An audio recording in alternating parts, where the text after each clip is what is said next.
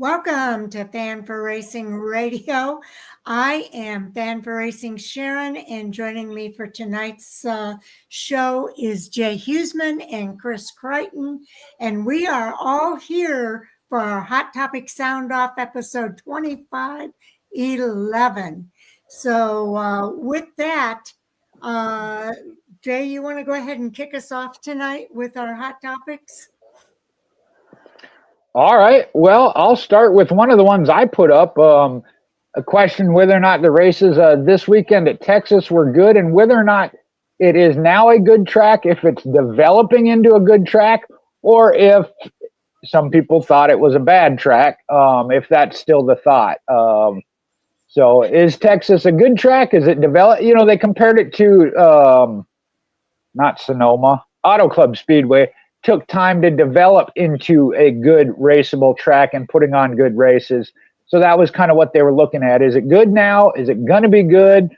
Or was it good all along, or was it bad? Okay, Chris, what are your thoughts there? Welcome back, Chris. Thank you. Hey. Yeah, it's a prior arrangements last week. Glad to be back. Of course, we were at Talladega. And I can fill you guys in. Oh, that's right. Tell us about the Talladega race. Well, we'll get to it. We'll get to it. To talk about Texas right now, I've always been a fan of Texas. Tell me what track started out with such a unique characteristic about it. Texas has been Texas from day one. It's a track that's hard to race. It's a track that should be celebrated instead of all the negative reaction from that racetrack. We have Darlington, the Lady in Black, and it's proclaimed as an awesome racetrack. You don't leave there without damage on the race car. I do understand mile-and-a-half speedway at the speeds that they're doing, 187, 190 miles an hour. You don't typically want to see cars hit the wall, but I've never not been a fan of Texas. I think that it's a great racetrack. There's been a lot of good racing. We've had different winners there. It's unique in itself. I've never not been a fan of it. So, the negative reaction over the years I even said on here a couple of weeks ago that this could be a place to end the championship at. And a lot of people laugh at that. Oh, no, never, not Texas. It's a terrible racetrack. No, it's not. It's a great racetrack. It has a lot of character in it. You have to drive it a certain way.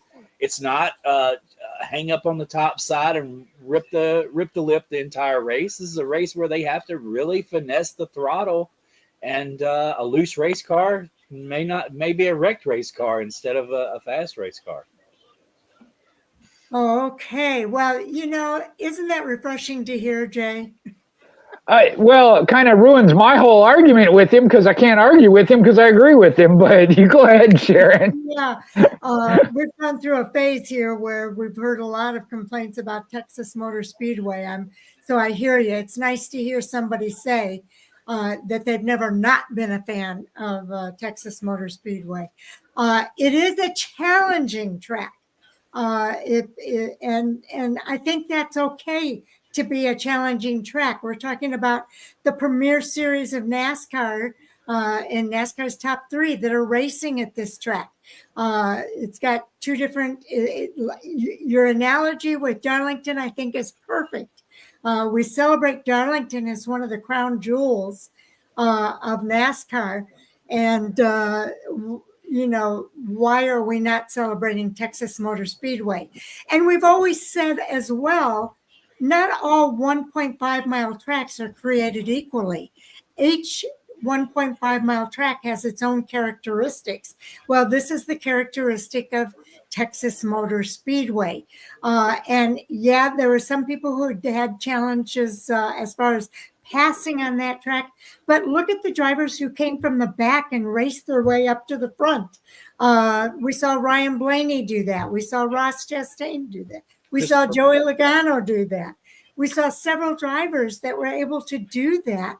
And I understand right now, too, you add in the challenge that not all the drivers have figured out the Gen 7 car. So that makes it challenging for them. There's certainly teams that have figured it out, although we were talking earlier, Hendrick Motorsports was expected to be the winner this weekend. We were talking in the preview show about how great the Chevrolets were on this track. Well, guess what happened? A Ford won, and there were a few Toyotas up there. So they kind of broke up that party, if you will. And Jay, I don't want to steal your thunder, but you made an analogy. I'll let you explain it, of it being somewhat similar to a super speedway. So in that, I don't want to steal your thunder, so I don't want to give it away. But we talked about it during the preview show. You said we were talking about who the top 10 were. So anyway, I think Texas Motor Speedway, there's nothing wrong with it. It does have its challenges. We were expecting a lot to happen over in turn 2. Well, this week we saw a lot of things happening over in turn 4 as well because of the bump from the tunnel that goes through there. And so a lot of drivers were finding that challenging as well. Well, guess what? I remember a few years ago over in Chicagoland Speedway, and Jay will remember this, all of the drivers were talking about the bump over in turn 3 at Chicagoland Speedway and how challenging it was. And they were kind of scratching their head with how they were going to deal with it. Well, guess who won the race? It was Eric Jones. And when he was in the media center and we were talking to him about winning that race, I asked him about the bump over in turn 3 and was that a challenge for him? And he said, it's a challenge for everybody, but he said, it's my job to figure out how to get around that and make it work for me. And that's what I did. So that's the same thing in this case as well. That's their job, is to figure out how to work with those kinds of situations. It's the same for all of the drivers. Some have figured it out, some haven't. But I'm in agreement with you. I think there's nothing wrong with Texas Motor Speedway. Jay? Yeah, I'm going to start with my personal opinion, and that is that I've always been a fan of Texas. Have there been some races there that have been one driver dominating or one lane? Maybe, but again, I feel like fans, if their favorite driver didn't win, that makes it a bad race or a bad track. Of that influences their opinion and they express it when it's really not like that. And I was trying to pull up the news and notes that we did from the preview, but Sharon, help me out here. What was it, like 11 or 13 years in a row when Texas first opened that we had a different winner every year? 13. I mean, I absolutely love that. I mean, that tells you, and you guys are both right, making the comparison to Darlington. It is tough to drive. You have to race the track as well as your competition. It should be hard. These are NASCAR Cup Series drivers, so that's where I got frustrated. Now, with the reconfiguration and the repave, and this goes, I've given my personal opinion. The negativity seemed to be, again, of appearing to be one lane. When we hit the repave and then the next gen car, which at the time was a little bit tougher to get a handle on as far as the 1.5s, but we've seen that grow. A repave, name me a track aside from, I'd say, Atlanta, that didn't come out the gate strong as far as following a repave. That happens. That's natural. You got to give it time.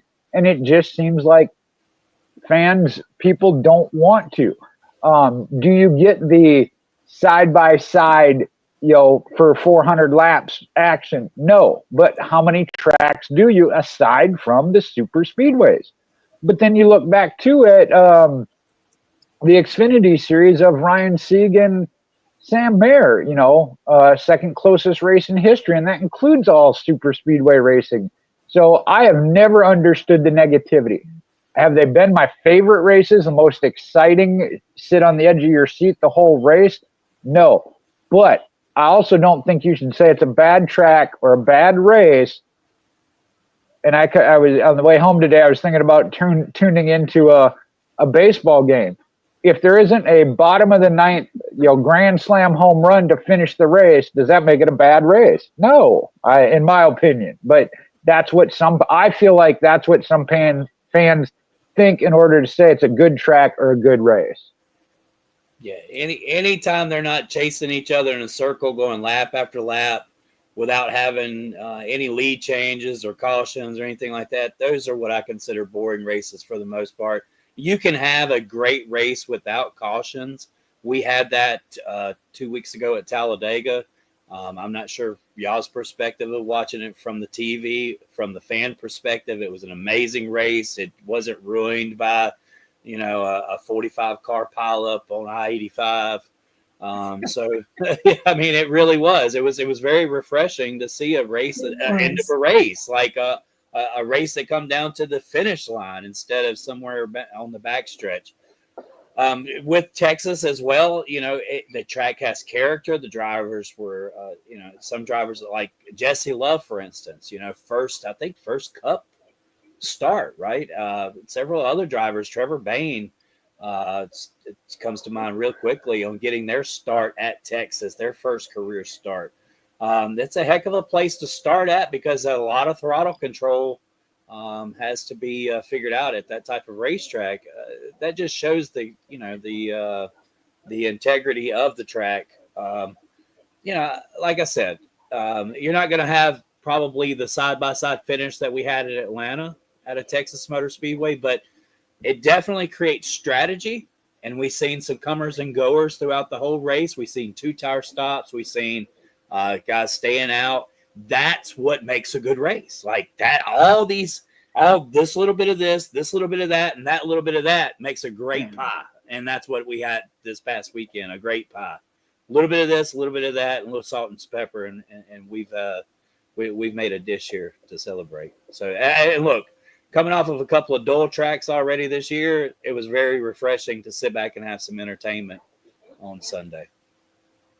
Yes, it was. I really enjoyed it. And I liked your assessment of the Talladega race as well, knowing that you were there and it was still exciting without all of the cautions. I think there were only 4 cautions. And my thing is, it was really great to see the talent on display versus the wrecks on display as our premier series. So I really like that aspect of it. Jay, I'll help you out. What we talked about is that you mentioned that you thought it was refreshing that we saw different drivers up in that top 10. And it was similar to a super speedway in that respect. We had a lot of people fall out because of wrecks and things that happened in the race. And part of that is the challenge of that particular track. I don't like seeing wrecks. And I'm not contradicting myself from the Talladega race to the Texas race. I never like to see a driver wreck out of a race. But Chris is right. There was a lot of strategy that took place in that race.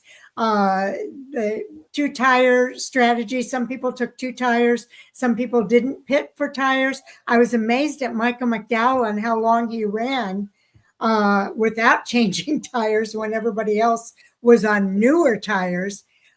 So, it's different things like that. I always get a kick out of people saying, how do you like racing? It's just cars going around in a circle. That's so boring. And I'm like, no, it's not just cars going around in a circle. There's so much more to it. And that's what I say to the race fans too. I saw a post on social media where a fan was saying, the fans are saying these races are terrible. And all of the pundits, the media pundits are saying everything's perfect and everything's great. And I don't get it. Well, I feel sorry for those fans because they really don't get it. They're not really seeing that there's a lot more going on and there's a lot more that goes into those races. A lot of drivers don't like Darlington because they haven't figured it out yet. Some of the drivers might like Texas because they haven't figured it out yet. It doesn't mean that it's a bad track or there isn't good racing going on there.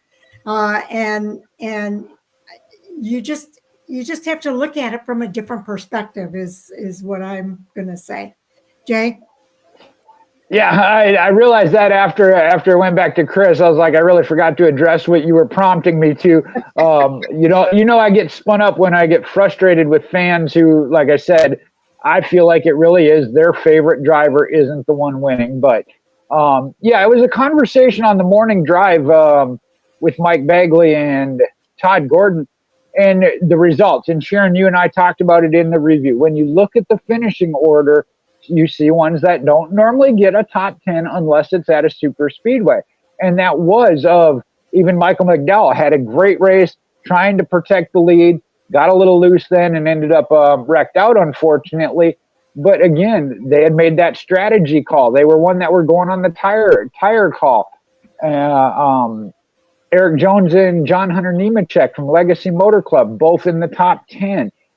I like to see that. Does it mean it came at a cost? You had Denny Hamlin who blew up, Kyle Busch who spun out a couple of times, hitting that bump that you were talking about. We saw that come into play a couple of times, the infield grass that came into play, and that's another hot topic we'll talk about. Not as bad as we saw in the Xfinity or trucks, but all of those things. And Chris said it right, other than I don't know why you're putting spices are in your pie, but whatever dish you're making. But I said that in the review as well. I mean, you had a little bit of everything. So as a race fan, I don't know what more you're looking for to be happy and consider it a good race, other than, like I said, personally. And Chris, I mean, I've been to Talladega and Daytona. I'm not as big a fan as the super speedways, because when it gets to pack racing like that, I don't feel like a driver can make a move because they're blocked in. So to me, this is more exciting than the pack racing of a super speedway. Now, being at the track, by all means, the experience of Talladega or Daytona, you can't describe it. It's one of those you got to experience without a doubt, and always have a good time. But yeah, I would rather watch a race on a track like Texas and see the mixture we had there than I would pack racing, where somebody with a fast car in the third spot outside lane just can't go anywhere because they're boxed in. Oh, okay, Chris. Anything more you have to say? No. Okay. What's our next hot topic then? Let's see. Let's do Brad Keselowski's owners versus drivers hat. It's after, we do power rankings, and we've done power rankings on Race Chat Live over the years. And my buddy Taz Taylor, shout out to him. He's always the guy that puts this together. He had a special way of doing power rankings. And believe it or not, what we come to the conclusion of over the last several years is 2-car teams are actually stronger sometimes than 3-car and 4-car teams. And so that can really dictate where you are on power rankings. So it was kind of a worrisome when we added the third car over at RFK, knowing how well RFK was running versus in our power ranking structure. Because RFK, of course, when they first started with Brad, it was high expectations that went absolutely nowhere. And then last year and the year before last, they're toward the end of the season. Of course, through last year, RFK was, right there in the top 5, top 6 of power ranking teams. Here we are. Ryan Preece has had some amazing runs this year. Chris Buescher's been somewhere. I think he's still trying to find himself in the mix of it. He's had good runs. He hasn't necessarily had some of the jaw-dropping runs that we've seen from him last year or the year before last. It seems like they're kind of struggling a little bit. Ryan Preece, on the other hand, well past all expectations that we could expect. But Brad is the one that really concerns me right now, because Brad is somewhere in that around the 30th place, I believe, in point standings right now, which is just a detriment of what they've had to go through this season. 32nd, I think. 32nd in points. I mean, we know Brad Keselowski. We know he's a heck of a driver. We know that he has every bit of talent in the world. He's a Cup champion. To see him struggle to that extent, just makes me wonder if he's not put the resources to the other two cars, and basically kind of like Jimmy Johnson, he's riding around with what's left. I know that there's some issues with the charter that they have, and that charter may accidentally go away. I do believe that Rick Ware is trying to salvage the sale that was supposed to be the Legacy Motorsports Club, which would take away that a charter. So Brad Keselowski has a whole lot on his plate, and unfortunately, the organization itself seems to be struggling. And really, if you'll take out the wrecks that did not finishes, I think that Keselowski would probably be somewhere around midpoints, but it's just been such a hellacious year on getting caught up in other people's incidents. So I don't know really the struggle right now between the driver's hat and the owner's hat. I believe that 100% Brad Keselowski has brought a better change to RFK Racing. The organization has been on the up and up. They are struggling, but we've seen so many times, like this weekend at Texas, there was a time where all three cars were in the top 10. Unfortunately, Priest wound up in a wreck. Unfortunately, Keselowski wound up in a wreck as well. Neither of their doing. So I think that it is a struggle right now over at RFK Racing. Whether or not they're able to get it fixed quickly, I hope so. But I'd like to hear your thoughts on that machine. Well, I'm wondering, the second part of that was, do you think Rodney Childers could be a good fit over there? Well, yeah, I think Rodney Childers is a good fit in any organization. If you don't think that Spire was able to do as well as what they did this past weekend at Texas because of something that Rodney Childers probably installed in the organization already, y'all are crazy. He said that good things were going to come about to the organization that they had already worked on, and lo and behold, Carson Hocevar sits on the pole. Michael McDowell darn near wins the race, and who's the other driver? I don't know where Justin Haley was. I don't think he was ever in. Yeah, about 15th, I think, for the result. Yeah, well, he was running in 18th or above. So interesting with that. But yeah, Rodney Childers is a good fit anywhere. He was on Door Bumper Clear. That's just been released. I haven't got to listen to that episode. I actually only listen to Actions Detrimental because I like to get it from the driver's perspective, especially before I come onto a show like this. A little bit of homework. But for the most part, yeah, Rodney Childers could be a great fit there. I think that he could be more of a organizational leader as much as maybe a crew chief for the team. Yeah. Were you done? Yes, no, pass the baton. Okay, I didn't want to interrupt. Yeah, Brad Keselowski is wearing a lot of hats. Let's just put it that way, because he is a driver. He's trying to do the very best he can. And, a lot of drivers can usually get more out of a car than a car has to give. But again, Brad, I think, is caught up in that group of drivers that have not quite figured out the Gen 7 car yet. And so, and we said from the beginning that we thought that would be more of a challenge for the veteran drivers than it would be for new drivers coming in. And I think that's true in this case.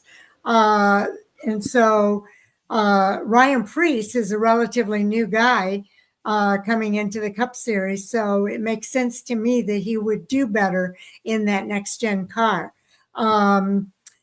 And that's the thing. I think a lot of these drivers just have to try to figure it out. And if Brad Keselowski is struggling to figure it out, he's learning from the likes of Ryan Preece and Chris Buescher. What they're doing should help him be better. And Brad Keselowski has been running up in the mix a lot of times. I kind of put him in that category of drivers that are just in the wrong place at the wrong time and getting caught up in other people's business. And it's kind of ruined his start to the season. But it's not an easy task to be a driver and a team owner, because there's a whole lot that goes into being a team owner. that we don't know about. And I'm sure he's doing everything that he can do to and I like your thought process there that maybe he's given all the good stuff to his drivers and he's dealing with what's left over and trying to make that work. And that's probably, there's some truth to that probably. So would Rodney Childers be good at RFK? He was working with Ford when he was with Tony Stewart and over there at Stewart House Racing. I don't know why he wouldn't be good. And you're right. What he did at Fire Motorsports is showing up now because you can't bring a crew chief in and make those kind of changes that quickly within an organization. So yeah, we're seeing the results of Rodney Childers' work at Spire Motorsports with how those drivers ran and what we saw in Michael McDowell. And I agree with what you're saying. Rodney Childers would be a good fit anywhere, but I think it would be particularly a good fit with a Ford team and where he is needed desperately at Roush Fenway Keselowski Racing. I think it would be a good fit. I don't know, has Brad Keselowski worked with Rodney Childers before? I don't think so.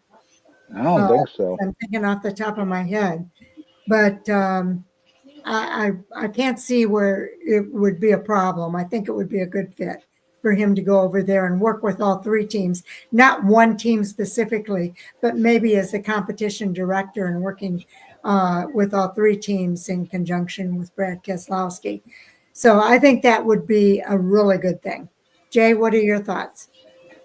Well, it's kind of going to be an echo here of what both of you have said so far. You'll go back to when he went to RFK. I feel like he brought life, brought a little bit of change. They showed improvement. It took time. And as they were approaching or getting up to speed, but even then, I think, Sharon, you hit it. I think he is a driver that is working harder to try and adapt to the next gen car, the Gen 7 car, than, say, at last year and the year before of Chris Buescher.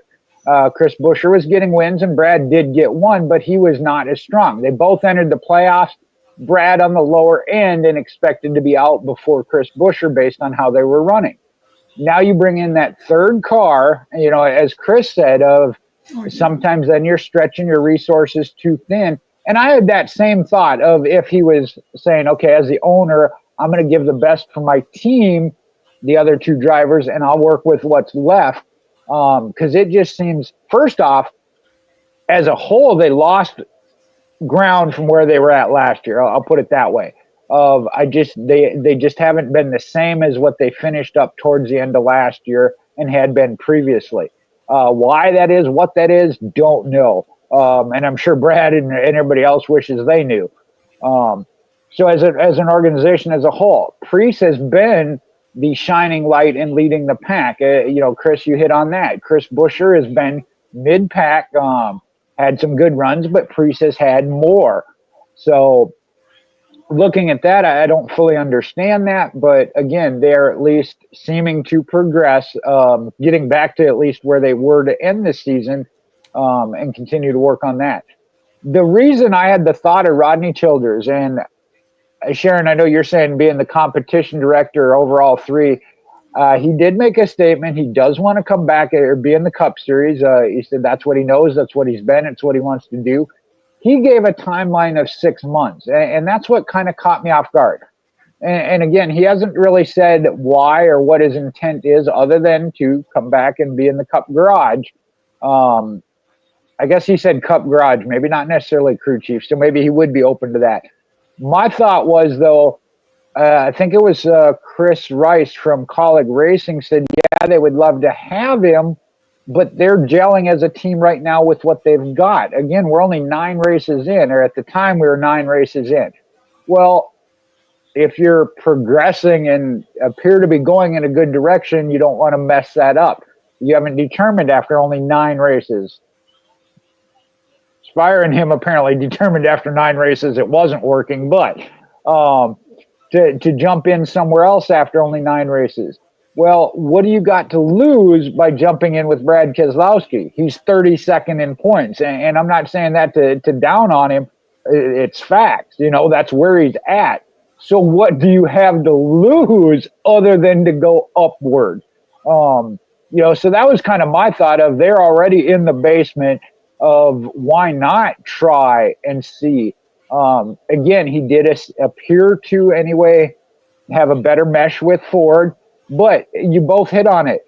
What's happening now at Spire Motorsports is clearly he was a part of. I know he was only on the number 7 car, from my understanding, crew chief for the number 7, but whatever was going on there, he was a part of, and you're seeing that happening now. Again, we've had 2 weeks with, and I can't even think of who the intern was that took over there. Yeah, any changes they make, it's going to be several weeks before you see that come to fruition. They talk about that, and that's why, again, normally you do that change in the off season so they can get their hands on the cars a month or 2 ahead of time and put their ideas into implementation. They talk about that when they say we used to go on the West Coast swing. They'd say anything we learned out there, it's going to be a month before you see the fruit of that and any changes, because it takes it that amount of time to get it worked into the rotation and onto the track and performing, and then making the fine adjustments to it to perfect it. So, but I do think that if I were Brad or anybody else at RFK, I would bring his name up and be like, hey, let's at least talk. And again, I'm not dragging on Brad's current crew chief. Again, I don't have that name handy, but clearly things just are not right, so it may be something to look at, or at least, think about and entertain. Because like I said, you don't want to disrupt anything. Well, what can you disrupt with that team right now? Chris, any additional thoughts? Jeremy Bullins is Brad Keselowski's current crew chief at this time. I believe he joined from, he was Harrison Burton's crew chief last year. Mm-hmm. And that might say a lot right there. There you go. It really does. Like, that may say a lot. Harrison did not necessarily have the career starting out over Wood Brothers that he expected. We see where Wood Brothers is now. Of course, I believe they brought up somebody from Penske to be Josh Berry's crew chief. So there could be some crew chief issues. Rodney Childers, as you said, Ms. Sharon, he's worked on Fords for a very long time now. He's got a hell of a pedigree. He's a proven winner wherever he goes. I don't want to see him sit on the bench for 6 months. If he can help my organization and help us win in a matter of several weeks, I would definitely bring him in as quickly as possible. And, the restructuring RFK, for so long, the cat in the hat, Roush, he had kind of full control of the organization. Mm-hmm. He made every last decision there. Brad's come along and he's kind of taken that off of the hands of Roush. It's hard to get those guys to spend money, but I believe it would be a check well spent to bring in the caliber crew chief that Rodney Childers can bring to your organization. Even, as I said before, a similar situation like a Zipadelli or a Canal situation where you actually promote him to higher over all of the crew chiefs in some kind of team organization plateau, what is it, ranking or whatever, so that he can oversee the other guys, all 3 of the guys. Okay, I'm going to throw a monkey wrench in here. All right. Because last week, I think we were talking, Jay, about the possibility of Dodge coming into NASCAR. And we were wondering about Rodney Childers and why he was talking about 6 months.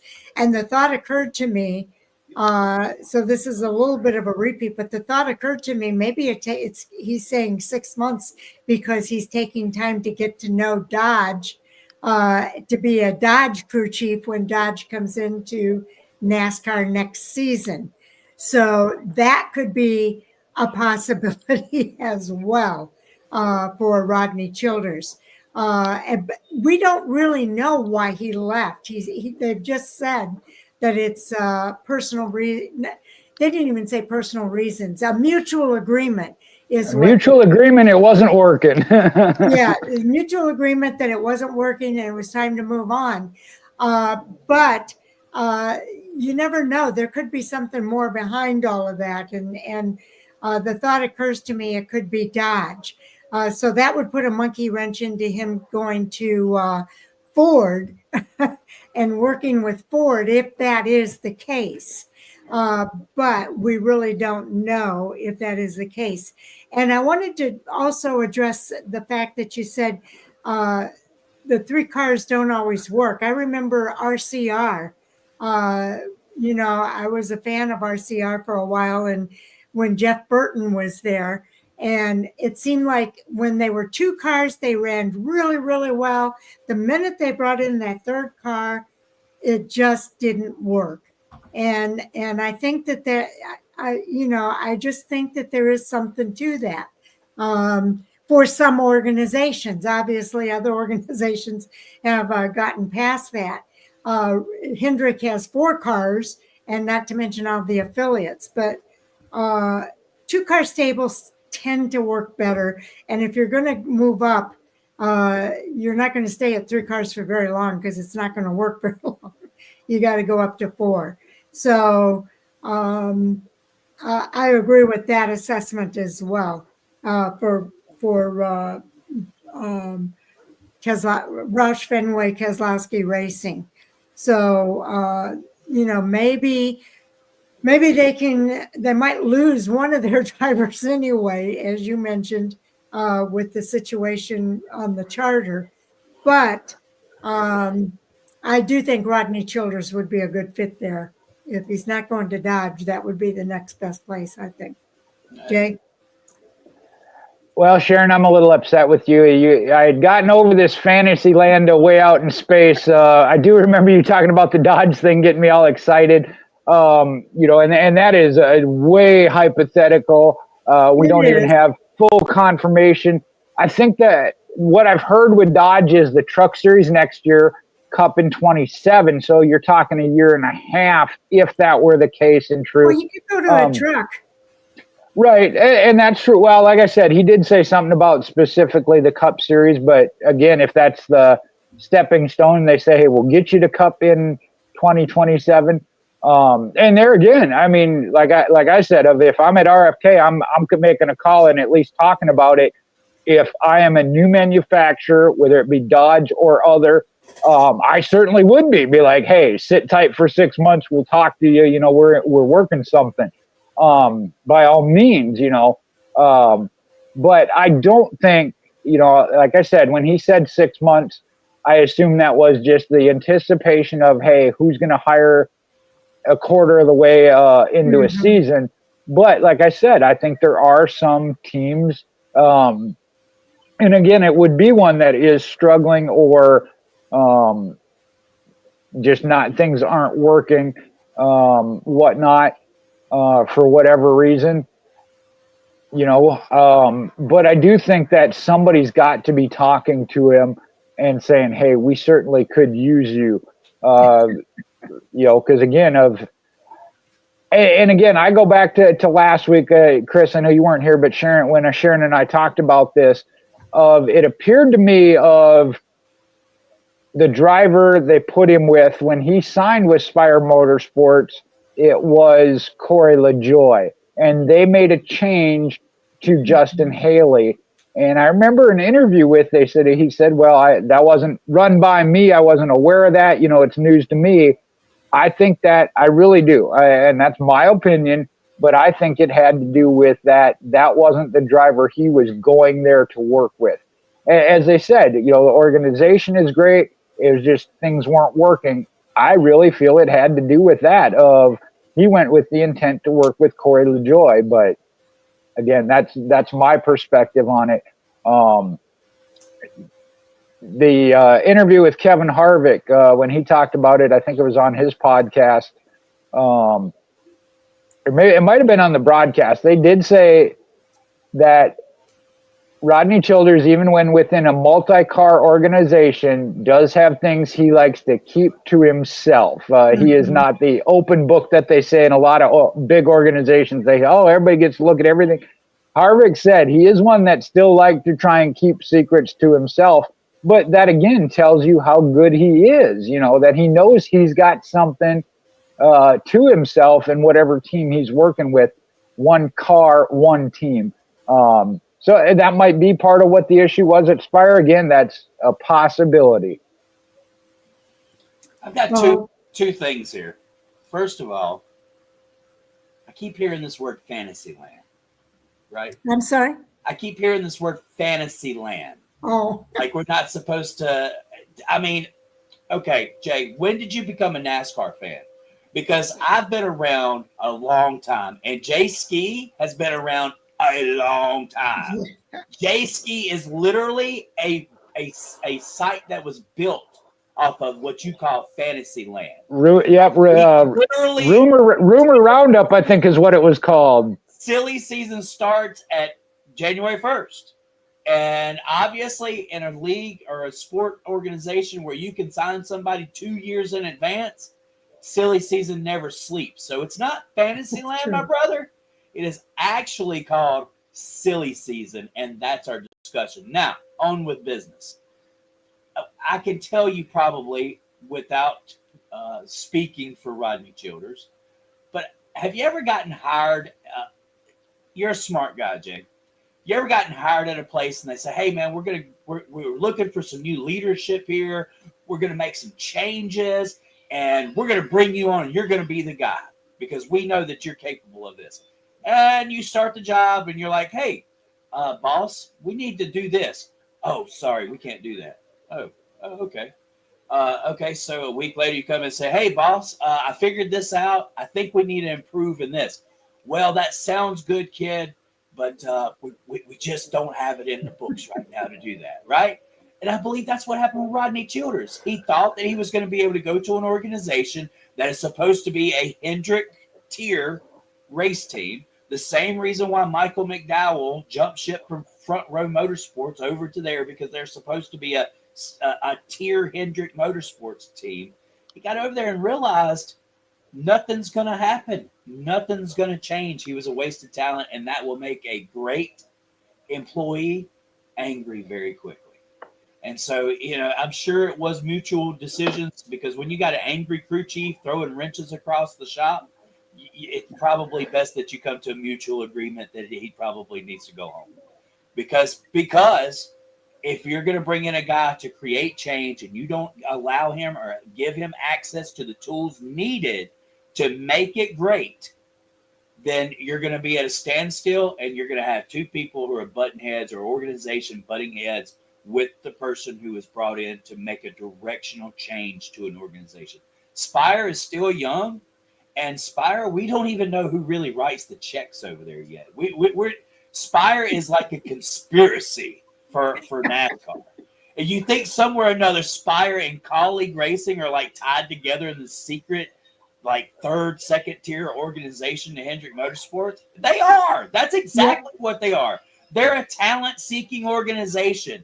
They're not a race team. And so you brought in a racer, and you brought in somebody who can make, generational changes to your organization. I don't think Spire was up to that. So those are my last 2 points on that subject. I really feel like he said, "I need these tools." They said, "We can't give them to you." And he said, "Well, why the heck am I here? I could go somewhere else and do better." Interesting. You guys both gave some interesting perspectives there. Okay, are we ready to move on to the next hot topic? Or Jay? We're not moving on. I'll start with this. I am a Dallas Cowboys fan. However, the problem is Jerry Jones. For that exact reason, Chris, and I don't know if that's what happened at Spire, but that's the problem. Jerry Jones wants to bring in a new head coach and say, "Okay, you run the team." "No, you're going to run it my way." "Well, wait a minute. You said I was coming in to run the team." by the way, we cut your best running back. Take this guy. We're like, wait a minute, So that may very well be, and I hadn't really thought about that he didn't have the freedom he wanted to even do some of the things. So that was a real great insight there, Chris. Again, whether or not it's true, I don't know, but that certainly would create that type of situation you talked about. So I can relate to that. Like I said, of watching the Dallas Cowboys That's feel a that analogy, right? Yeah. Jerry Jones is the number one destruction to the Dallas Cowboys. No doubt about that. He's had Jimmy Johnson. He's had several good coaches, but they don't stay because there's one man that runs the Dallas Cowboys, and they all have to go through Jerry Jones. I watched a movie Go over ahead, the Jay. weekend. Have you guys seen Draft? What was it? Draft Day No. with Kevin Costner. It's about the football draft. The I have not. negotiations, you guys should check that out because there's negotiations that take place, and he goes all the way around the bush, but he gets what he wants in the end. And it's just interesting how he went about that negotiation, and what you guys are talking about kind of reminds me of that. But Jay, you had something else you wanted to say real quick? Oh, yeah. The other one of Chris mentioned the conspiracy. I have heard it. I don't know where it came from or why it even got brought in. But Dale Earnhardt Jr. being the one of supporting Aspire Motorsports, and that I was like, I don't know where you're getting that tie to, but No, all right, have fun running with that one. I mean, Well, they're all Chevys. in all actuality, what I've heard is Mario and Michael Andretti are actually big. That one made sense. But that one made sense because Gainridge? Yeah. Right, was a sponsor tied with them, and they were partners. And yeah, that one actually, was real credible. There again, we're getting into the Dodge deal because I've heard they're the ones that are going to come in with Dodge, and I've been hearing that for years. And y'all get me worked up, and then I get disappointed, and I'm going to cry. Why do you want to make me cry on TV?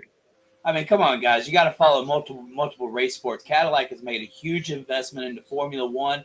They are building the shop right next to Hendrick Motorsports, Spire, Formula One. Well, Hendrick It's all tied together, and it's all tied to Hendrick as well. So, and be known that I've heard the rumors that Cadillac could actually be coming to NASCAR. I've heard that one as well. Yes. Interesting. Well, Sharon, to get us back on track, though, I thought we were talking about racing. I don't know what Formula One is. You want to talk about Jerry Jones and running things about, a team of do it my way. Okay, well, football doesn't have anything to do with racing either. But anyway, let's go ahead and move on to. What the heck is this fantasy land? I had to write it down. Fantasy land? I better not ever hear that again. Well, we do like to make sure that we let fans know, anybody who's tuning in, we try to make sure we let them know when we are speculating versus what we know to be fact. So I do remember though. Was Jayski's page name not Jayski's silly season? Yes. When it first. Okay. Yeah. I do remember that when you said that. Yeah. Okay, so let's move on to another hot topic here. And what I wanted to get to is what you were talking about with the grass, Jay. All right. Okay, so why don't you go ahead and start us off there? Well, that's one of, and I have a tough time of putting in a vote on it I see the safety side. Again, this goes back to, I think it was Kyle Busch's wreck at Daytona. That discussion has been around for a long time. Like I said, Larry McReynolds is very vocal about it from the safety aspect. And I know there's others, but he's the first one that comes to my mind, saying that all areas around the track should be asphalt. When you see a car get sideways and they start turning and sliding, especially if there's then a drain pipe or something and they hit that's when they start rolling. And I understand that from the safety aspect. what we saw this weekend, with the exception of Ricky Stenhouse, who I think went to avoid a wreck and then drove through it, and actually did manage to go through it, but he stayed straight and the splitter didn't dig in. The others was clipping the edge of it right on the edge of the racing groove. And again, they were talking about the grass should be taller or something there. My thought, and again, Sharon, I used this the other night, of liar, liar, when the guy calls about being in trouble with the law. He broke the law, and he's like, stop breaking the law. Stop driving in the grass. You want to go low, you try to get lower than the guy in front of you, and all of a sudden you clip the grass. Well, that's your own fault. I'm like, if a wall is there, some tracks have that inside wall. If there's a wall there, you don't blame the wall and say, I'll take the wall down. So Sharon, you brought up the cost. Again, ideally, okay, that's great. What does it cost to do that? For TV, does it look pretty? I know even when certain races, they say, okay, you can do your burnouts, but stay out of this area because they got the grass all painted up, So there's a lot of different sides to it. The safety one, and NASCAR is always about that. I get that. And they have in certain areas of certain tracks done so. Do I think they need to go to take out all the grass? No. Again, is it possible? We've seen it.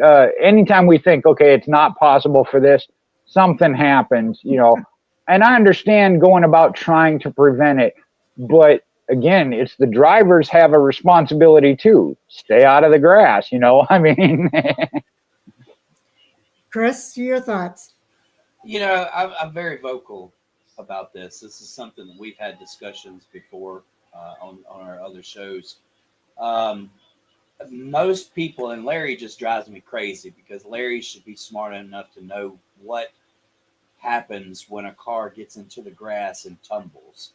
The one thing that a tumbling situation does, excluded from maybe a Ryan Newman or a situation where he goes upside down and gets hit. What we've seen just 2 weeks ago at Talladega with Connor Zilisch. Connor hit the wall wide open, y'all. If that was grass there, what's happening to the car when it hits the grass, guys? Come on. What's happening? It's slowing the car down. We near about lost Eric McClure at Talladega in 2012. And if anybody remembers that wreck, Connor Zilisch looked a lot like that.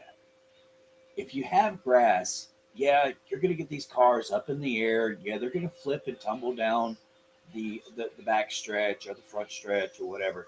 But what we have with that, and we even seen Carl Edwards, I think, one year go through, maybe it was Charlotte, and hit the drain pipe there and blew the whole front of the car up. I'm sure that was a vicious hit. Those are situations you want to avoid. But when you're taking the grass out of these racetracks, there's a reason why that grass was there in the first place. And that was a barrier between there and the inside wall. You look at Mark Martin one year, like many years ago, he went through the infield at Talladega and went through 4 barriers before finally coming to a stop. Sometimes the grass doesn't slow you down. You can hydroplane on it. But at the same time, when you have a situation where you've got cars at these speeds at the very top of a racetrack like Talladega to shoot all the way down to the bottom to the infield and into the infield wall, the speeds never slow down. You do not come to a stop. You do not break the amount of inertia being created by that race car. And I think that that's dangerous. We're actually opening these drivers to more dangerous situations by not having grass. And I think it's so like kindergartenish to not think that grass is actually there as a buffer zone between that and the wall. And nobody seems like, y'all are the first people to ever agree with me. Are you agreeing with me? Seriously, I get so much pushback from that, but to me, it's basic common sense. You want the grass there. And you know what you keep from knocking why Ryan, Stenhouse didn't tear up the whole front of his race car at Texas? Because the front splitter was running this high up off the racetrack on all the cars. So, you actually had clearance. The cars are not stuck to the ground as they were before because they're trying to get air to the diffuser. So, we've kind of eliminated the issue of running through the infield and tearing the whole front end of the car off because the cars are no longer glued to the racetrack. They're actually about 4 to 5 inches space between there and the splitters. So, no, please bring the grass back. After watching Zilisch, we were on the backstretch of that race at Talladega when Eric McClure, and I promise you, the sound of the boom to this day lives in my brain because we've heard wrecks so many times there, but none of them ever had the sound that Eric McClure did, hitting that wall wide open at 185 miles an hour. When Zilisch hit the wall, I promise y'all we were on the opposite side of the speedway, and that boom was reminiscent of what Eric McClure had. And it's all because there's no buffer zone between the racetrack and the inner wall. Kyle Busch broke 2 of his legs at Daytona the same year that they paved that. The same year that they paved that stretch. Danica Patrick hit the wall there. All these cars, guys, come on. I'm passing the baton. I could speak on this until I'm red in the face or blue in the face, either one. I just don't feel like it's a great call to take out the grass. Yeah, I have to agree with both of you guys. And as you're talking, I'm just envisioning a car, if that was pavement there, sliding into pit road and really injuring someone very badly. So, yeah, I don't think it's a good idea to remove the grass. As you said, Chris, there's a reason why that grass is there. There's a reason they built a trioval into some of these tracks, right, and put grass into that trioval.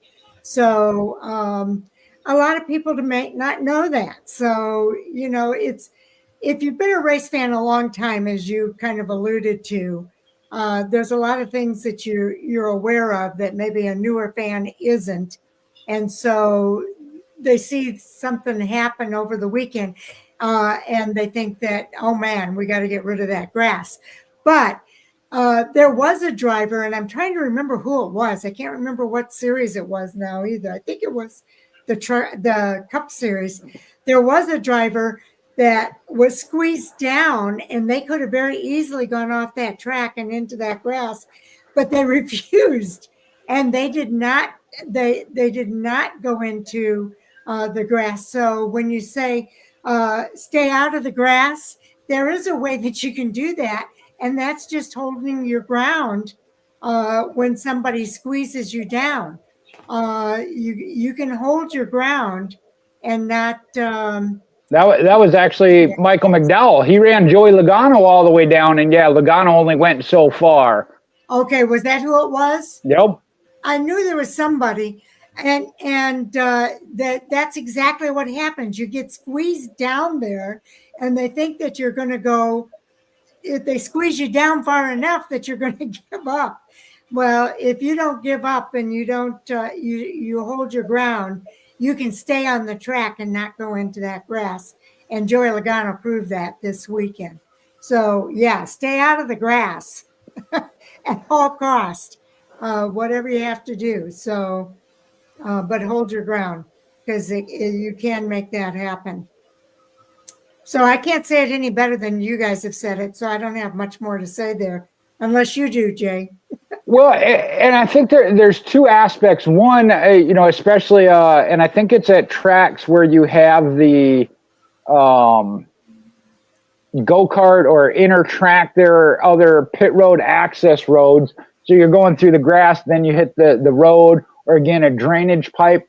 And I think that's where the thought process is if you make it all asphalt. I don't know, Goodyear and whoever else would have to do the friction test or whatever you want to call it. Could you imagine? I know.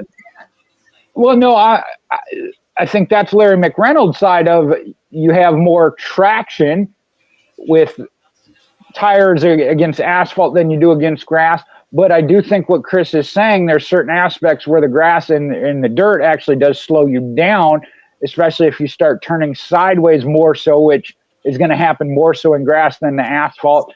if it's asphalt, you're staying straight, even if you're on the brakes. I mean, it takes a lot to stop from going. I know what it takes to stop from going 80 miles an hour. I've done that. Thank you very much. Or tried to, versus, 180 or 200 miles an hour. So yeah, there may be an aspect where grass actually does slow it down. I think it's more so on the tracks where, like I said, there's either that inner track, and I think of Charlotte or Atlanta, where they have the Legends track or go-kart track in there, that you're going grass and then a road, and that's where you're getting the jump and whatnot. So I see arguments to both sides, but again, and especially when it comes to the cost, well, now who's going to pay that? And you brought up the Kyle Busch incident. You're right. I don't know that can be blamed then on it being asphalt versus grass. We'll never know because it was at the time, but it certainly didn't stop it. I thank the Lord for the safer barriers. You're talking about Connor Zilisch. That was one of those where they showed you see how much that safer barrier gives. I can only imagine if that had been straight concrete. Yeah. I believe at the time that Eric McClure hit it, it was a concrete wall. They had not done the safer barrier. And as we know in any racetrack, Jay, with the one place that you don't implement safety is the exact place where that wreck is going to happen. Yeah, right. It's always, that's one thing you just don't play with at a racetrack. My last thought on that is we've seen the destruction of race cars many times. Ryan Preece here recently, where he tumbled through the grass and it blackened his eyes. It kind of messed him up pretty good. But I promise you that I've been in two types of wrecks. I've been in a flip and I've been in a head-on. That head-on collision hurt a lot worse than that flip did. Sure, I was sore for days after a flip, but the head-on collision is something. The abrupt stop when you're in full motion and you come to a complete stop at that moment. There's nothing in your world that can prepare you for what your body goes through, and that's my concern with taking the buffer zone out of the racetrack, giving these guys the ability to go to that inside wall wide open. It is not good. Agreed. Okay, I think we're back to you, Chris. Yeah, so I was looking over here, and there's several topics that are just really awesome. We kind of covered the Kyle Larson subs for Connor Zilisch. We just talked about Connor Zilisch, so we'll kind of pop over that. Maybe somebody else will grab it. Of course, we kind of already said something about the races at Texas Motor Speedway. Do tracks need to consider elimination? Of the grass. That was the grass one. Oh, okay, that's the grass one. Okay. Yeah, here it is. I found it. Joey Logano's radio commentary on his teammate. Oh. Okay, Jay, you want to kick us off? Here's and Joey foot. Right. And I listened to Joey Logano on either Monday or Tuesday morning. I don't remember which morning he comes on, TMD in the morning. He acknowledged maybe I've not gone about that the right way. But here's the thing of, in this day and age, listening to that driver to crew chief or team, via scanner, or they get the audio and they played it over. That's almost like, again, that's the driver's only outlet. That's the only way they get to talk or express anything.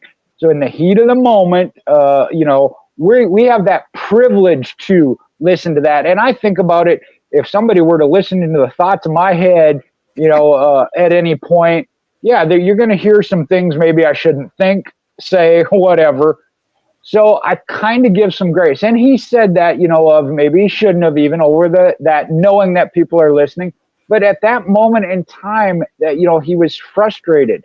Does he still have a little bit of frustration? Yeah. And they said, they had some talks during the team meeting with it, and it's behind them. But it gets to be made so much of a big deal because it went public, because we have that privilege. Now, go back to, and I got to use Kevin Harvick. I used to get frustrated with him because he would get out of the car and do an interview on TV and bag on his pit crew or, whatever. Are there times for that? Yeah. Do I think he sometimes went overboard or didn't try the, hey, let me talk to him in private first? Yeah. So I don't know exactly where it is.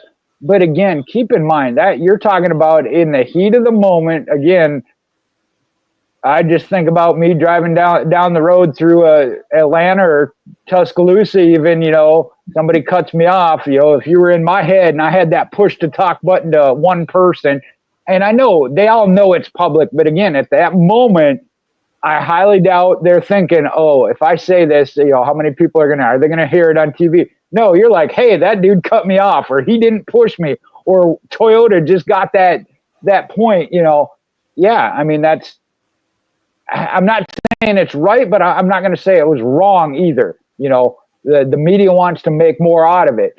If he did it and then they go and have their team meeting and be like, yeah, I shouldn't have done it. And Austin says, yeah, I maybe should have done something different. Or again, once they have time to look at the video of, hey, I had a great run on you. If I'd have gotten to you and pushed you, I'd have pushed you into the wall, which I think is what would have happened.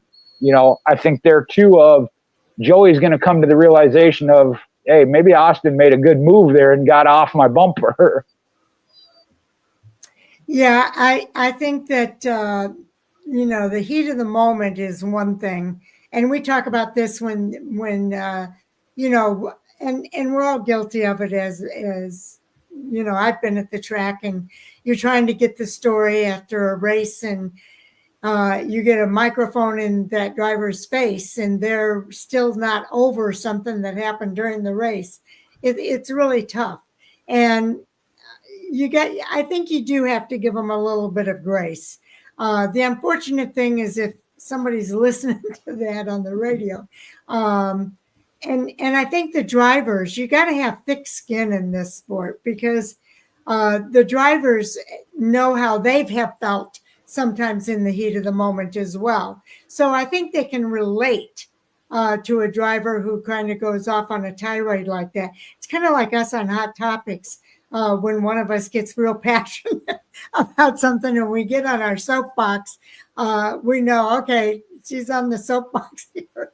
So, it's just one of those things. So, Joey Logano was frustrated. He was really upset about what happened. He acknowledges that, yeah, he probably could have handled that differently. And we've talked about it. Joey Logano is an entirely different person when he's inside that race car versus when he steps out of the race car and he's got a big smile on his face. When he is in that race car, he is a competitor to the nth degree, and anybody who stands in his way is going to have his wrath.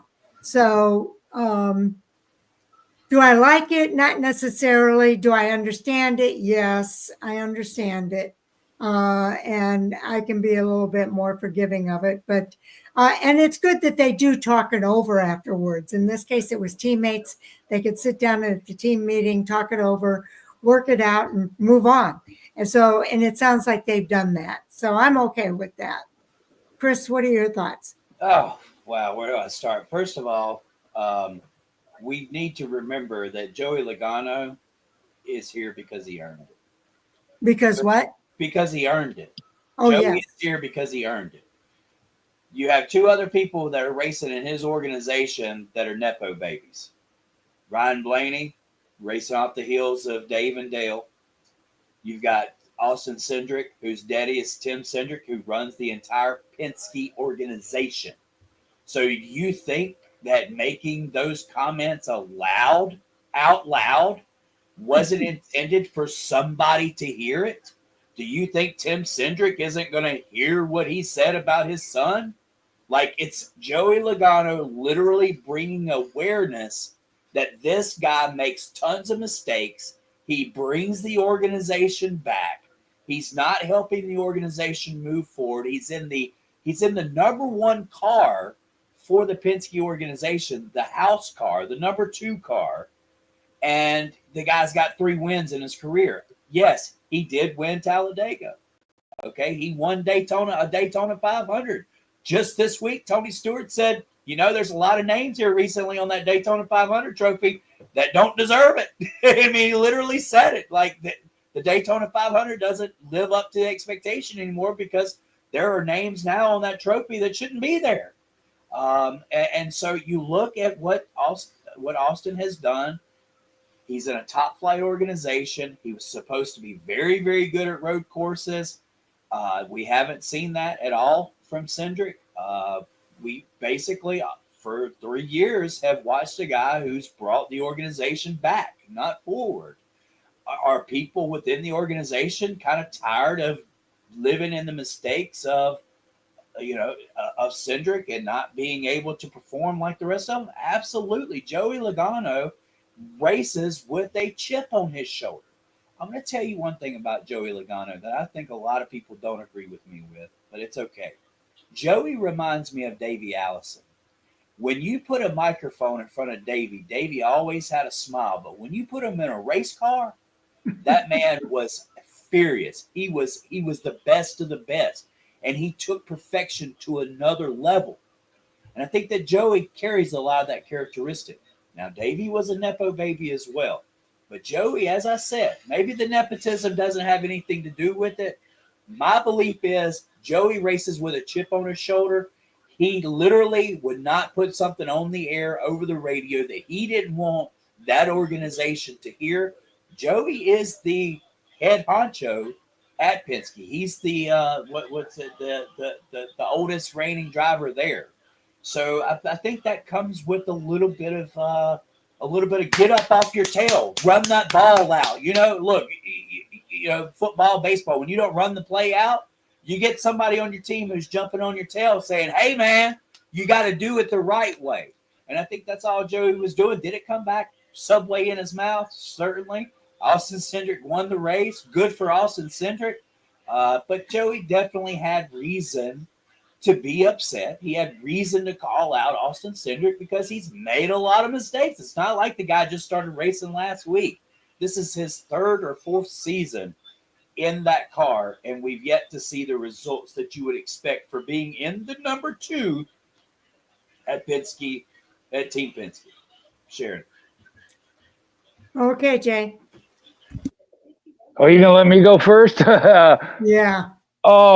Yeah, I got a couple issues with that. I understand what you're saying, and I know the tie to his dad being whatever his job title is. I think it's president at Penske.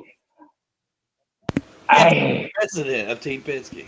I know I've heard that, but and Sharon and I have covered him at particular races when it comes to Austin Cindric. I don't see where I feel Austin has made a lot of mistakes. Has he lived up to the number 2 in Team Penske? Maybe not. You also referenced Ryan Blaney. Ryan Blaney is also a champion. So I have a little bit of an issue there as well, as far as I have seen some drivers, and I try not to get super critical, that are there because of money that they bring or other family ties, as you put it. I don't think Austin Cindric or Ryan Blaney fall into that category.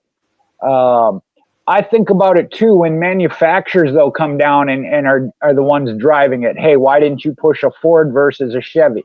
Well, in going 190 miles an hour and I got a half split second to make a decision, I'm doing what's best to do the best for the car I am in, which is what I am paid to do. And again, I look at that particular situation. I think Austin Cindric, using that same logic, had that played out, I think they would have wrecked probably then, obviously, the entire field or a majority of it. I applaud Cindric for giving up that spot and pushing his teammate, because I think had he gotten to Logano's bumper, I think they would have wrecked. I really do. When you go back and watch that replay, I think he made a very wise decision, and it cost himself positions at the same time. And again, as I said, I don't think when Joey keyed that up, he said, I don't know who's going to listen to this, or it's going to come back to bite me because they're going to replay it on TV. I certainly don't think, hey, I think this is a point I can make to the president of Team Penske while I'm racing at 190 miles an hour. Oh, yes. I don't buy that. Dude, you could give me $1,000 and I wouldn't buy that theory for $10. Why would you say it then? Why would you say it, Jay? If you he was mad. He was mad about the situation. I didn't win. That's why he was mad, and I'll respect that. I got all the respect in the world for that. That hey, if you'd have pushed me, I think I'd have gotten it. First off, I don't think you'd have gotten it. I think you'd have gotten the wall, and then we'd be talking about Austin Cindric made a mistake. And I like Brad Keselowski. Brad is one of those when he's pushing, I think needs to check himself because he caused a wreck because he was pushing too hard. So I think Austin Cindric in that case made a good decision. Sure, for sure. In that decision, Joey Logano wasn't necessarily aware of how that was going to play out. But based off of previous incidents, that's why Logano was upset, and that's why he made that comment on the radio. He pushed the button to talk. You do not push that button into. When I talk back to the tower, I had to push that button before I opened my mouth, and I know who I'm talking to when I push that button. But it was obviously something that went through my mind that said, "Wait a minute, I should address this with the tower." So as soon as you open your mouth, you better have your ducks in a row and do it for a reason, because if not, you wind up in the situation. But hey, it's great because it gives us talk shows something to talk about, right? I mean, you got to love it. You got to love the slip of the button, right? These guys melt down on the radios. They know that it's called radioactive, for crying out loud, right? There's a whole segment. So they know that this gets publicized. That's why you're not going to convince me that Joey Logano didn't intentionally push that button and say what he had to say for the higher ups to know that Cindric is not pulling his weight at Team Penske. Use the whole thing Penske material. If he had been anybody else, Austin Cindric had been anybody else, I don't believe he would still be in the 2-car. You're at a point right now to where you can land some pretty awesome drivers in that seat. And Joey was put in the position where he was brought to an organization by the lead driver, Brad Keselowski. And I'm sure that Joey wants some kind of input on who might be in that 2-car if Cindric isn't re-signed. I don't know how long Cindric's contract is. Blaney, you're right. Blaney is a Cup champion. But Blaney has if you really look at Blaney's championship and you compared his and Chase Elliott's and some of these others in this new style format, really Ryan Blaney and Joey Logano are both sitting there with trophies, and Kyle Busch as well. It's just not really. What is a Cup champion these days, right? I mean, seriously. So yeah, Ryan Blaney got lucky; he got him a championship, but that whole year he wasn't the greatest driver. And so many of these Cup championships are now going to drivers who were, Joey Logano eliminated. And then Alex Bowman gets kicked out. And so now Joey Logano gets a second win, comes on and wins a championship.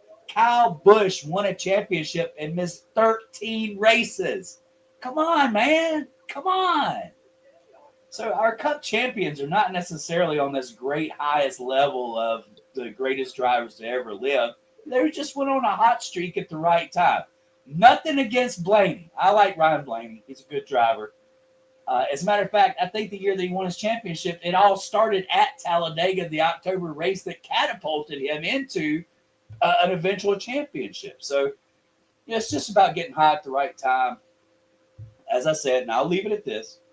Well, let me just say this. Okay. I do think that there's some underlying issues that precipitated Joey Logano saying what he said. But I also remember an incident a few years back with a premier crew chief leaning in the window telling his driver, make sure if you win this race. Yeah. Remember? Yeah. Do you think he thought about somebody listening into that at the time that he said that? I don't think so. I think an in-car camera is a little bit more, Well, there was audio there, though, too. Look, we had an announcer literally tell the Hunt the Front of the guys that he was going to whoop their tail. And it wasn't live on the air. It just happened to get picked up by an echo or something to that matter. So, yeah, all the time we get caught saying things that, Yeah, that we probably shouldn't have said at the right time and place. But exactly, and I have to agree. I don't think at that moment when he's racing that he's thinking about the president and everything.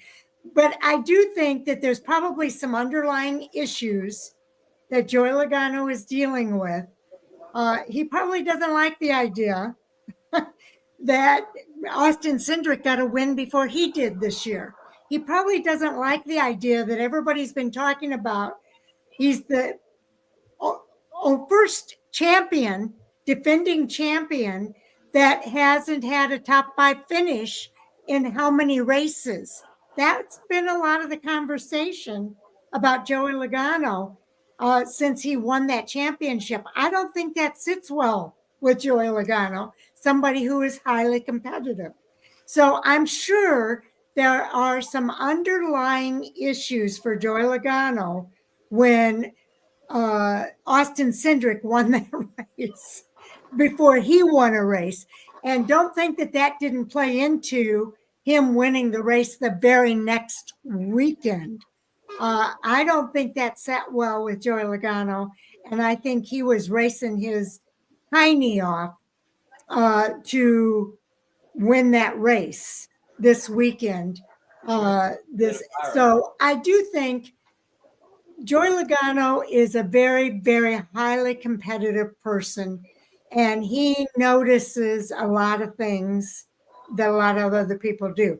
I don't necessarily agree with Tony Stewart and what Tony Stewart said. I don't necessarily agree with the things that a lot of people say. But everybody's entitled to their opinion, and it's up to me whether or not I buy what they say.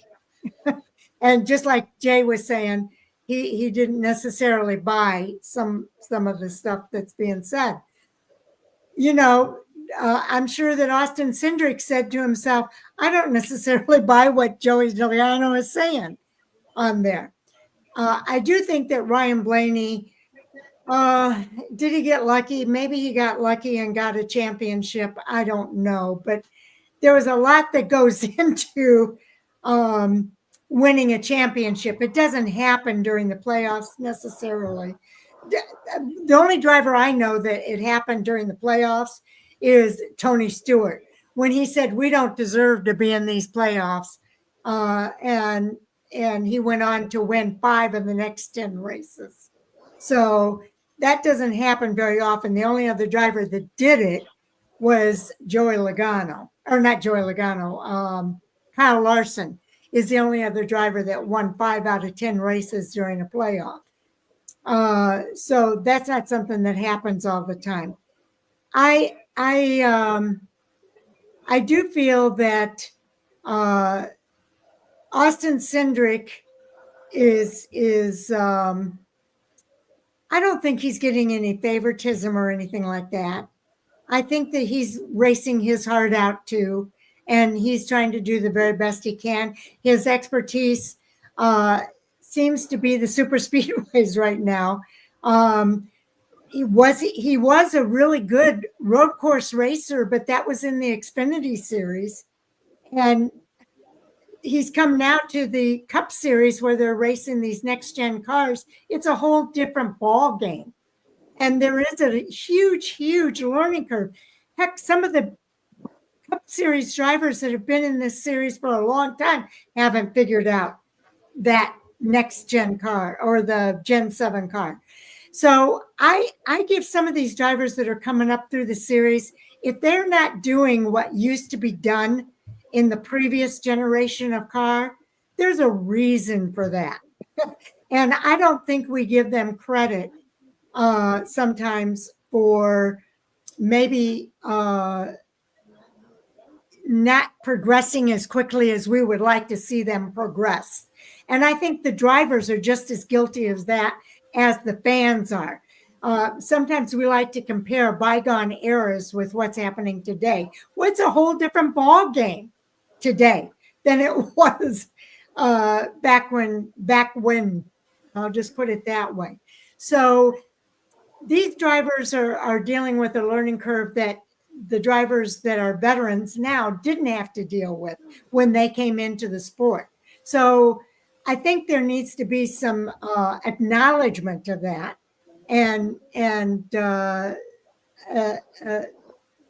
a little bit of forgiveness there when a driver doesn't pick up on it immediately. It's going to take a while. We used to give drivers a lot longer to make that adjustment coming into the Cup Series than what we give drivers now. Now, all of a sudden, we want everybody to be a superstar out of the gate, and that's not going to happen.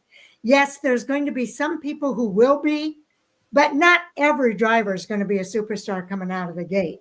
And drivers have different expertises in different venues. And part of the key is being that driver that can win on all different types of tracks. William Byron is one of those drivers. He can win on a lot of different styles of tracks. Does every driver in the Cup Series, do they all have that ability? No, they don't. Some of the veterans don't have that ability. So I think, and William Byron learned on iRacing. He didn't race when he was 5 years old on the track. He learned in iRacing. So he comes into this with a whole different thing. And he didn't start off winning races when he came to the Cup Series. He went through a learning curve. And did they give him time to go through that learning curve? Yes, they did. So I think we have to be a little bit more forgiving. And I don't buy into the conspiracy theories. I just don't. I don't think that's it. So you're entitled to your opinion. I respect it, but I just don't buy it. So Jay. Well, this is kind of a different hot topic, but it was off a couple things Chris said. Who is the Super Bowl? I want to pull football in here for a second. Who is the Super Bowl champions in 2007? Super Bowl. The 18-1 New England Patriots or the 14-6 New York Giants? Are they real Super Bowl champions? You mentioned Kyle Busch in 2015. Yes, you're saying he's not the real champion because he didn't run 11 races. That means he gave him 11 race head start. If you're going to go based off of wins, guess who wins that year then? Joey Logano, who finished 6th with 6 wins, and Kyle Busch only had 5. There are a couple other drivers that had 5. Jimmy Johnson and Matt Kenseth. Johnson in 10, Kenseth in 15. Harvick had 9 wins. Exactly, and that was my next one of what about this season that Kevin Harvick had 9-10 wins. Was he the champion? No. Was that year's champion not the real champion? Come on. This is the format we're under. Everybody has the same opportunity, and that's how you got to get it done. I mean, whatever sport it is, this is the parameter of how you win the championship. Everybody's playing by that same set of rules. I don't see how, and I know you're not the only one. The Joey Logano deal from last year. I don't know that I'd heard anything on Ryan Blaney's. You're right, he wasn't the strongest throughout the year, but he was in the playoffs and won that race and earned it. I don't see how you can say he didn't. How anybody can. Joey Logano, again, it wasn't him. He knew he was out. He said, "You're right. We didn't have it. Oh, okay, now I'm in because somebody else got DQ'd. What are you going to do? Let the guy who got DQ'd run for a championship?" No. I mean, yeah, I know your opinion on that, Sharon. They take away those points. Okay, now I'm in. But did that give him the championship? No. From there, he went out and won 3 races in the rest of the playoffs and earned it in those few races. And I'm not the biggest Joey Logano fan. I respect him, as I said, of having the chip on his shoulder. You're right. He is that, I don't know if the word you were looking for, elder statesman at Penske, which that goes back to then. And I saw a sit down interview with him and Roger Penske. You don't think he can go into Roger Penske's office when he's there and say, "Hey, I want to talk about this other driver. I don't feel he's here," that Roger Penske's going to listen to that? I mean, come on. Yeah, I agree. I mean, when you're dealing with the boss and your boss is Tim Cindric, you know, I don't know how many times you get to sit down with your owner. I'm sure you can create a meeting or whatever, but just an organizational, I get the pushback. I do. I get the pushback. I get the conspiracy theories and all this. But in all reality, I live and breathe this industry. I know that people deal with problems every day just like we do. They have workforce problems just like we do in the common world. And a lot of times you allow things to be said because you want them to be heard. You don't make statements most of the time that you don't want somebody else to hear it. You don't say them in the wrong place at the wrong time because it could cost you your own job. He could do it in a microphone. He doesn't have to do it in his car. Well, exactly. And obviously it was something heavy on his chest. He has doubted the performance of Austin Cindric. That is what created the comment.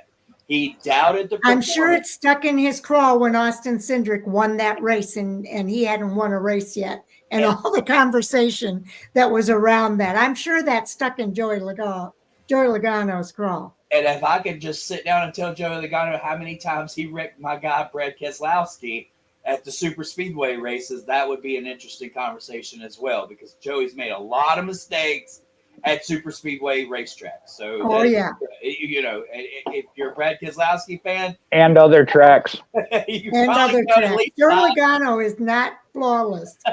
Right. So we're not going to steer from that side of the topic, of course. But you know, I get the pushback, but as I said, I believe firmly that this is something that Joey had on his chest, and he wanted to let it go. And I would agree. I would agree with that. Now we've spent 30 minutes talking about it, so thank God. Well, I would say Sharon's right. If he were to have gotten out of the car and did it either on radio or TV after being out of the car, then I might buy what you're selling. He wants to make the point, wants to make it public. In the heat of the moment, again, I think he was just pissed off. He didn't get the win. Then maybe, okay, hey, by the way, it was a Toyota. I'll use that. I don't think at that point. Now, like you said, it might have been that he was carrying it inside and it kind of came out. But I really don't think at that point he said, I'm going to make this statement so that my president and my owner hear it. Yeah, but I believe that that's the case. He just didn't want the world to hear it. I think he had every intention for his owner and the president to hear it, but not the world. And, you know, that's Fox picking up on something and putting it out there real quick. We even heard that replay at the racetrack. So we were well aware at the racetrack that those comments come across the radio. And it was a pretty big, you know, because you're like, holy crap, I can't believe that Joey actually said that about his teammate. So, but once again, we're at a restrictor plate racetrack or super speedway racetrack where a team effort really plays into a part of this. Yep. They are strictly Team Ford versus Team Chevy. And I thought that they were warned at the beginning of the year not to go into this. And unfortunately, we're still seeing some of the reminiscence that this is actually still going on. As for the whole play with the playoff structure and the Cup Championship, Jay, you know, we have one form of racing that's adapted to the stick and ball type of playoff. Most other racing organizations and whatnot, they do not conform to this type of structure because they know how bogus it really is. If it was such a great deal, don't you think the IndyCar would be doing it? Don't you think the Formula One would be doing it? Don't you think our local dirt tracks would be doing it? I believe. Are you talking about the playoff format? Yeah, the format through the playoffs. Yeah, I mean it's an adaptation of the stick and ball sport that's been brought to. So should football stop doing playoffs? No, it's basketball stop doing playoffs. It's great for there, but as I said, this does not fit for Formula One. It doesn't fit for IndyCar. It doesn't fit for IMSA racing. NASCAR has adopted this playoff structure to garner more attention to the final races of the season because they're up against football. Because everybody stopped watching. Yeah, because they already knew. They already knew by the 26th race who the champion was going to be. So they stopped watching. Right. And I will vouch for that. As a Jeff Gordon fan, in the years that he was winning, He was locking up the championship already 4 to 5 races from the end of the season. I was severely disappointed in the year. It was at Atlanta, and they did nothing wrong. But Hendrick Motorsports started I want to say it was the zero car at that time of Jack Sprague. His whole job was to go out there, qualify, which he did legitimately, park the car, wait for 5 laps so that Jeff Gordon could not finish last. I did not like that. I did not like seeing Jeff Gordon have that guarantee by a teammate to make sure he won the championship. I was disappointed in Hendrick Motorsports and Jeff Gordon in that year. And yes, NASCAR did come out and tell them, and in fact, they created a rule that manufacturers could now be punished for collaborating on race wins. So, yeah, they're not supposed to do that. But there's a difference. If you're, and I know we had this discussion when that rule came out, when it comes to a drafting style track, pushing a teammate or pushing another manufacturer is one thing. Again, you got to push somebody. So they're going to push somebody. That's a little bit different than 2 Chevys getting side by side and blocking to prevent or one Toyota dropping back specifically to allow another Toyota to get X amount of points. Or that's a little bit different, right? Your teammate can get the extra point. Everybody pitting together. Again, are you saying, and I think about Formula One, when you do that of, hey, we have a 3-car team. This is going to be our champion. You two are to block and make sure he wins the race. That's a little bit different than, hey, I'm going to push, and between the two of us, we're going to win. Right. Yeah, push me against the corner. You backed me against the wall. I can tell you right now that the only reason why Tony Stewart won that championship against Carl Edwards is because I personally watched Jeff Burton pull over for Tony Stewart to pass. That was a Team Chevy playing Team Chevy. And you can go back and watch the home. But that was back way when, right? We were racing. We didn't want to race the championship. Different era. Pulled over for Tony Stewart to pass. With that, you gave him the championship. So I mean, these guys are going to continue to play those type of games as long as racing will belong. Different era. NASCAR now has a rule. Yeah, we'll see it. We'll see it again. We always will. One of the teams will always play to the look. I mean, it's you got to play your cards, right? You got to play with what's being given. Right. And manufacturers. And everybody is given the same rules. But manufacturers play a very important role, Ms. Sharon, in these cars, and they're gonna, whether it's whispering or on the loudspeaker, they're going to continue to support their own organizations, manufacturers. Well, Richard Childers Racing has a rule. You don't wreck your teammate, number one. and what was the other one? That you help the teammate win if you can. It depends. But again, it is along that line. Pushing another driver, allowing him to draft off of you. We saw that. You're pushing up against that line of the rule, but I don't think you're going to get called for that. Like I said, setting up a roadblock, or as you said, pulling over. And Chris, I would not dispute that. I'd have to go back and go into the archives. I'm not going to say that didn't happen back then and it was wrong back then. There's no doubt about that. The point being was at that point, NASCAR, it wasn't as blatant or coordinated or public when it comes to that. Are you still going to have the Chevys helping Chevys? Absolutely.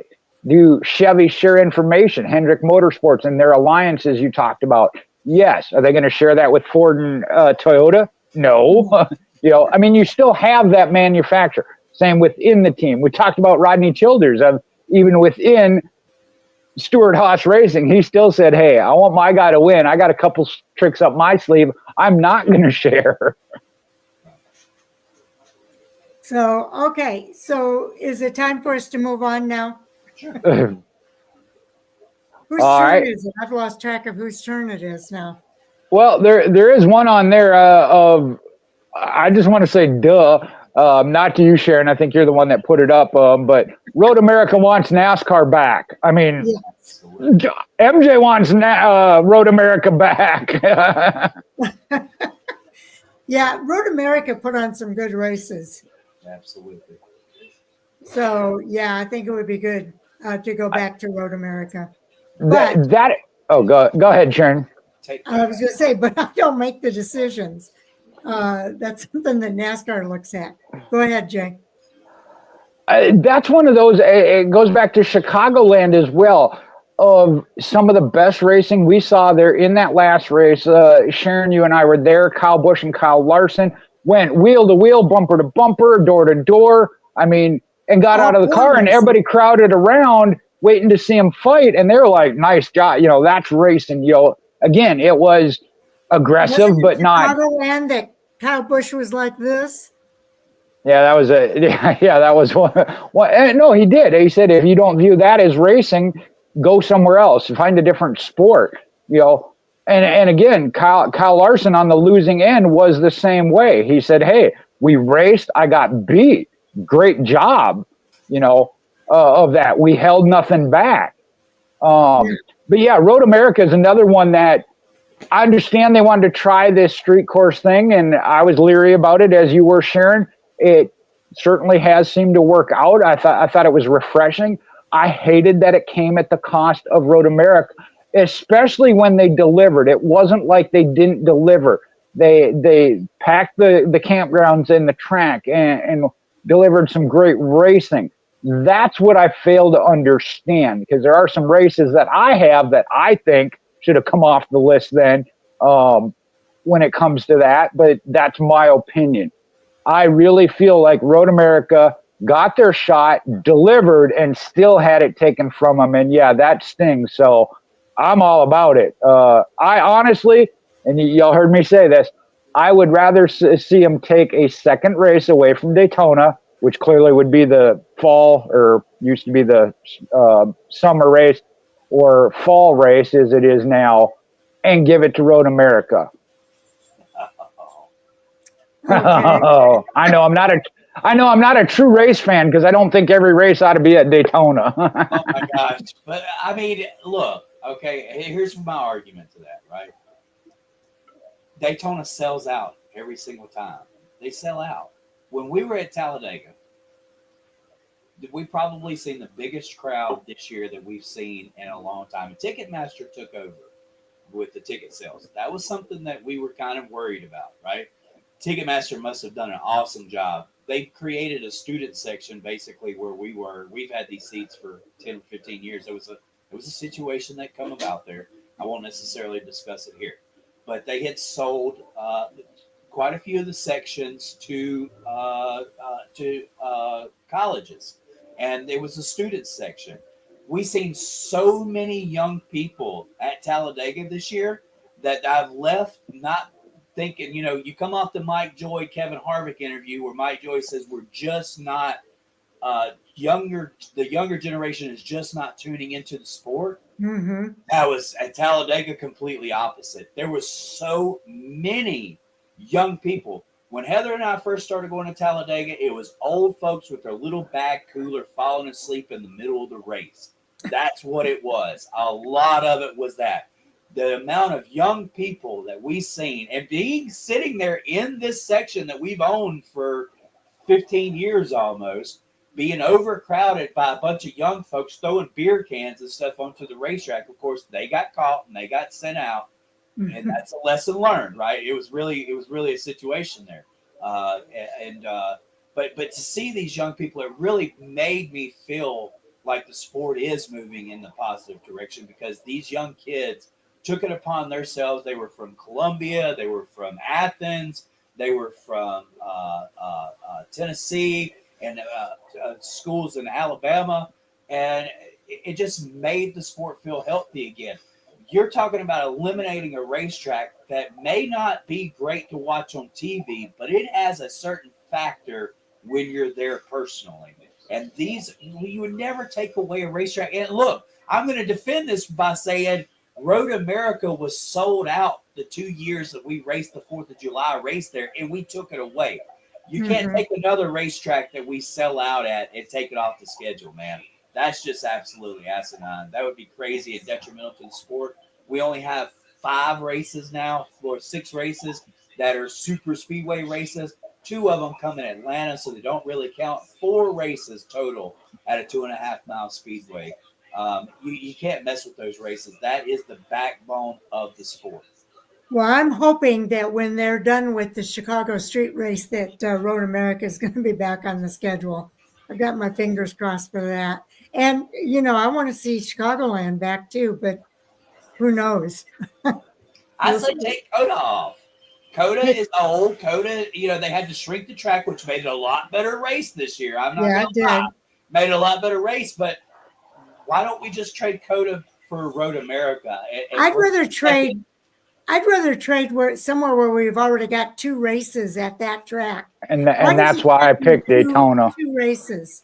But Richmond had 2 races too. Do they still have 2 races? No, they only have 1. Oh, they only have 1 now? The other race is being raced in Mexico City. Mexico, there we go. Yep. Kansas has 2. Yes. And I'd be okay with them taking 1 from Texas is down to 1. 1 race. Oh, are they down to 1? They share it with COTA. Right. Okay. There's some tracks that I know we're at twice.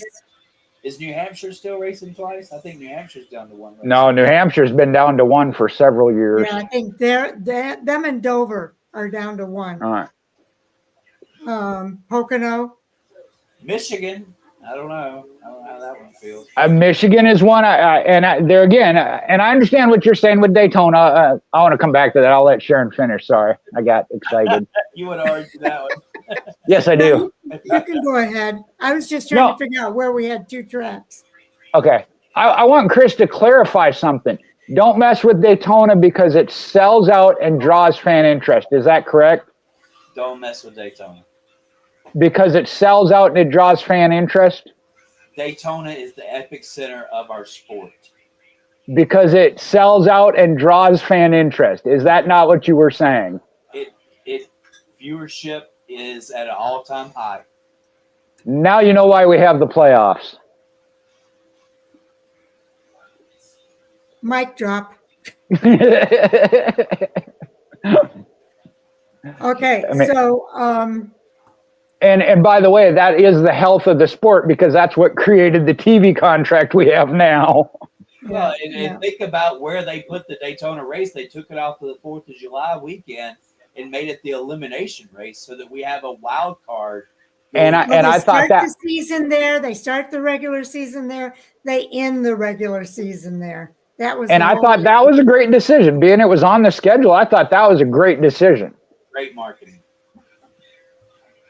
But you still think they should eliminate it? Again, if it were me and all availability, I understand that the 2 entities that own the majority of the track, and there's a lot of things. If it were me, it would be 1 race per venue, and we would go to more venues. Now, again, if the pocketbook says, "Hey, that ain't working," I understand that.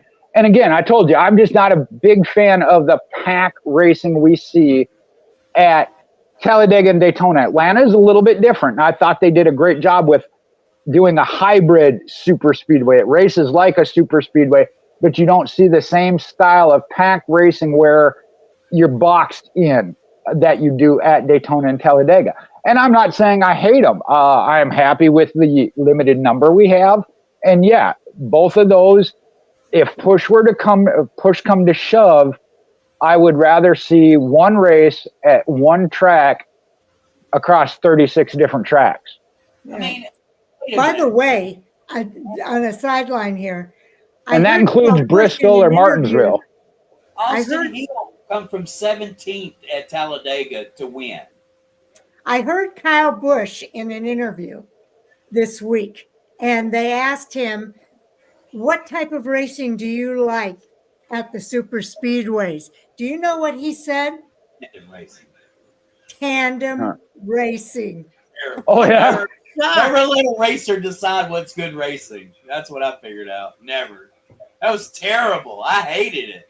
You were. Yeah, see, yeah, you weren't on. Sharon and I were talking about that. I did kind of prefer that because you at least had options.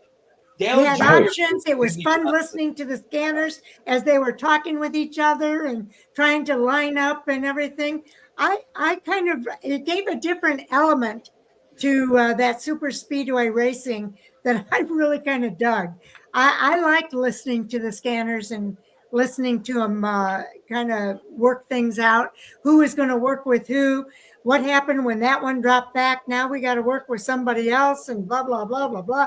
I enjoyed it. And it was a lot of fun to listen to the scanners and to watch that race. But, and I understand not everybody enjoyed it, but, I don't enjoy some of the racing that we see now at the super speedways. We had a three-way finish in the Xfinity race at Talladega. The winner comes, I think, with 2 laps to go, maybe 6 laps to go. Austin Hill was running mid-pack. Also had only 4 cautions. Right. And so you're looking at the fact that maybe this car doesn't suit the super speedways well. If you go to the Xfinity series, we had a 3-way finish for the end. You also had Austin Hill, who was able to maneuver through traffic. Finishes, yeah. Unlike what you've seen in the Cup cars. So definitely. But is that a result of the super speedway itself, or is that a result of NASCAR and the cautions and things that come up in the overtime restarts? And I wish I could go back because Sharon and I talked about this. They said Bubba Wallace in the Cup Series went from 20th up to 8th or wherever he finished. That he made some moves. You can't, because they're covering up front, or as a pack you just don't see it. That's great, and I'm excited to see that. That is one aspect of we talk about going back to the old days. I would like to see, and I don't know how you would do it. Of Sharon and I talked about it. Is it the throttle control, more horsepower? Because that was the Kyle Larson's comment about the Xfinity series. When it comes to that, I think the Xfinity series is different with not having the next gen car, the restricted horsepower, whatever it is. I don't even know what it is that would fix that. When you talk about super speedways, I go back to Talladega, Dale Earnhardt and Kenny Wallace getting together and running through, and Earnhardt could do it. That I miss from the super speedways, because one car or 2 cars together with that tandem. I mean, I know they were still in packs, but you were able to slice your way through, versus now you just can't. You have to have the pack and the line go. I mean, that one, it really does what line you're in. I mean, look, in 2000, Dale Earnhardt said, in 2000 at Daytona, Dale Earnhardt said, Bill France would roll over in his grave right now if he's seen the style of restrictor plate racing that we have going on. And then, 8-9 months later, Kenny Wallace pushes him from 18th all the way to 1st. It's the same old story. I watched an interview the other day. We had all the old timers of Dale Earnhardt, not Dale Earnhart. It was Darrell Waltrip, Dave Marcus, Junior Johnson. All of them were sitting at the table, and they were discussing restrictor plate racing, right? And DW was making some points that we've gone across already. Lower horsepower, get the cars on the ground so that it was all these things. And look, everything that we've ever tried, it always comes out to the same results.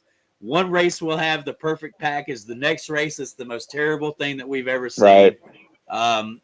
It is what it is. We're never going to fix super speedway racing to fit everybody's idea of what's going to be great racing. So I think that's an age-old argument that I don't think any of us will ever win.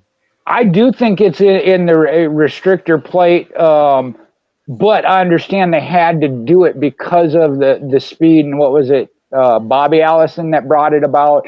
I understand why they did it, but I do think that is what, again, bunched up the field into the packs. And there again, I wish I could be the one to have that answer and fix that, because that's the only answer I see is to allow it to be unrestricted in that case. But safety wise, that's just not going to happen, and shouldn't, because that is getting to be a dangerous thing. I will say it is breathtaking when you see that at the track. If you go to a racetrack and you see them racing side by side that way, going, close to 200 miles an hour, it takes your breath away. Here's a thought. I know we're going to have to be close to wrapping up, and I made it actually. See, y'all fired me up. I did make it 2 hours. I noticed that. If being that the cars are safer, I will say that, than they were back then, could we possibly take the restrictor plate off, being that the cars are safer now? That's a thought of, back then the cars weren't safe when you're inside them. With what we have now with the Hans device, the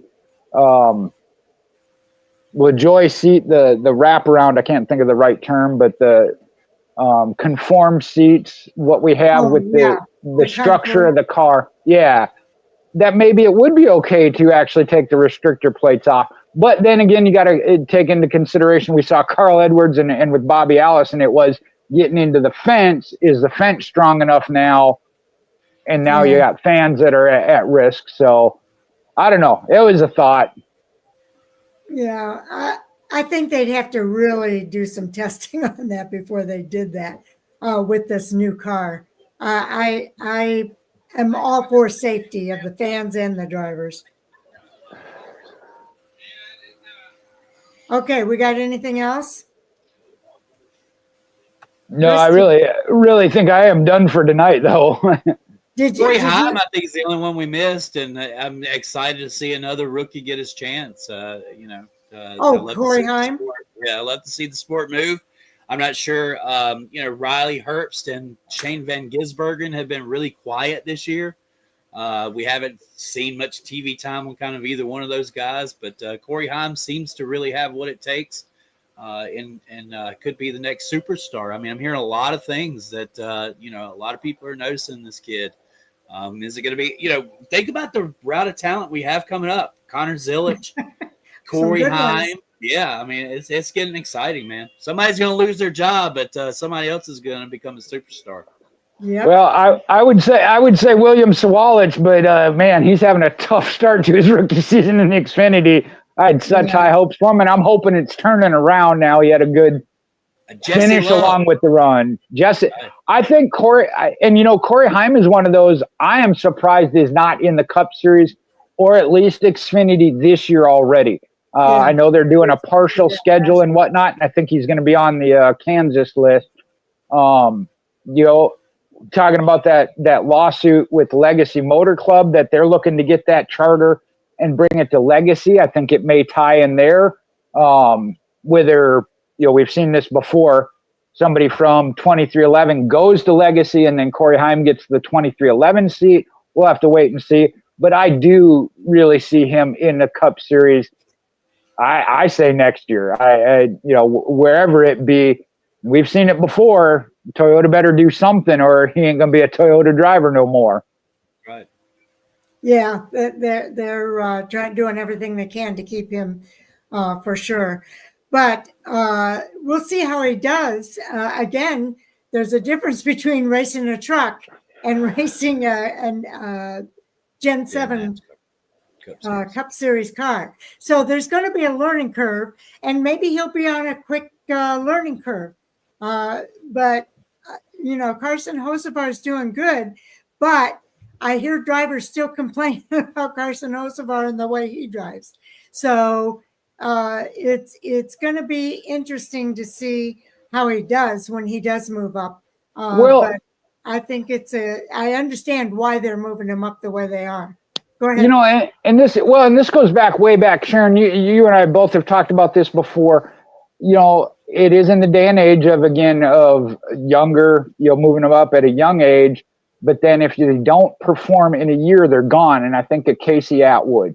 I knew you were shaking your head. You knew where I was going. I think about Chase Elliott. I mean, honestly, look at once he hit the Cup level. More recently, Ty Gibbs. We had expectations, especially being in what was Kyle Busch's ride. Okay, give him a year. He was real close. all of a sudden he fell off, and it's like, oh man, nepotism, we got to fire him, but his dad owns the team. He's not going to get, well, he's starting to turn the corner again. Hopefully it maintains. But that was another one that anything else he had gotten in. What did he win in his second Xfinity Series start? Tore it up overall, got the championship, And yeah, we had those expectations going into a top Joe Gibbs racing ride. The cup level is a cup level for a reason. Yes. Yep. You got guys like Joey Logano that don't want you to, do anything but push them. I mean, come on. What you expect? Or like Tony Stewart used to do and complain about people who blocked, and then he blocks it. Oh, man. Was it and wrecked half the field? He wrecked the whole field. What are you talking about? Yeah, that wasn't half, yeah. Finish, like this pink car goes across the start-finish line, and it happened to be Matt Kenseth. So, yeah, Matt was running somewhere mid-pack when the wreck happened, so it was crazy. Yeah, we were there for that one as well when Tony wrecked. Yeah. So.